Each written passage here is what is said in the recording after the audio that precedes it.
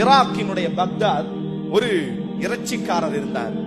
காலையில் தஹஜ்ஜத் நேரத்தில் எழுந்திருப்பார். அவருக்கு ஒரு 4-5 குழந்தைகள் உண்டு, மனைவி, அமைதியான ஒரு மனிதர்.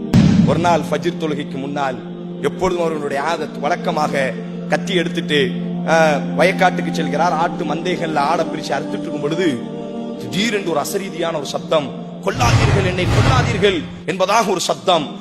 அந்த இடத்துக்கு போய் பார்க்கிறாரு. ஒருவன் இரத்த வெள்ளத்தில் மிதந்து கொண்டு கிடக்கிறான். அவன் வயிற்றுல குத்தப்பட்டு ரத்தங்கள் வெளியேற்றப்பட்டு மரணித்து செத்து கிடக்கிறான். இவர் அப்படி மெய் மறந்து இவனை யார் கொண்டிருப்பார்கள் என்று சுத்தி கித்தி பார்க்கும் பொழுது ஒட்டுமொத்த ஊரும் திரண்டு விட்டார்கள். இவரினுடைய கையில கத்தி இருக்கு, ஆடறுத்த கத்தி. இவர் மேல் ஃபுல்லா ரத்தம்.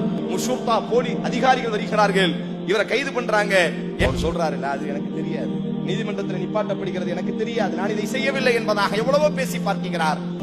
செய்ததற்கான தடயங்கள் உன்னிடத்திலே அத்தனை தடயங்களும் இருக்கிறது என்று சொல்லி அவருக்கு பக்தாதினுடைய நீதிமன்றம் இவருக்கு மரண தண்டனை என்பதாக தீர்ப்பு கொடுக்கப்படுகிறது. மறுநாள் முகா நேரம் கைகள் கெட்டப்பட்டு பக்தாதினுடைய வீதிகளுக்கு கொண்டு வரும் பொழுது எல்லோரும் நின்று அழுகிறார்கள்.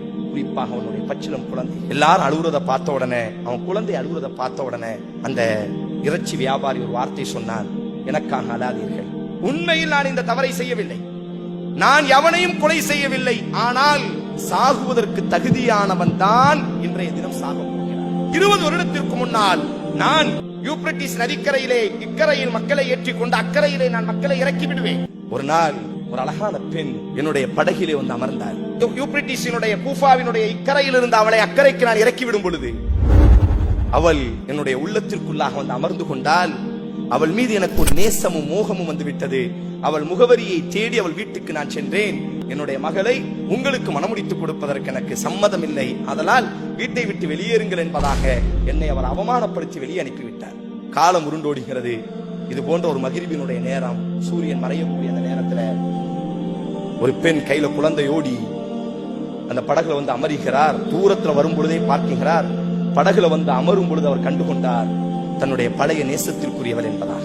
கேட்கிறார், என்னை தெரியுதா உங்களுக்கு, நான் யாருன்னு உங்களுக்கு தெரியுதா? அவ சொன்னால், ஆரிஃப் எனக்கு தெரியுது, நீங்க யாருன்னு எனக்கு தெரியுது. ஒரு நாள் என்னை நீங்கள் வீட்டில் வந்து மனம் முடிப்பதற்காக பெண் கேட்டீர்கள் அல்லவா? ஆம், நான் தான்.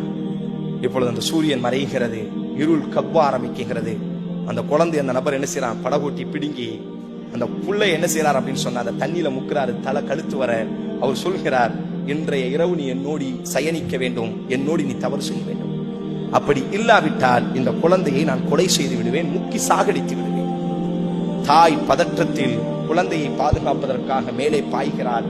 அவனை அடிப்பதற்காக சண்டையிடுவதற்காக பாய்கிறாள். ஓங்கி தாயை தள்ளுகிறான். தலை மண்டையிலே முட்டுகிறது. அந்த இடத்திலேயே தாய் மரணிக்கிறார். குழந்தையை முக்கி சாகடித்து விட்டு படகை கவுத்தி போட்டாரு. ஃபுல்லா வெளியில வந்து சொல்லிட்டாரு.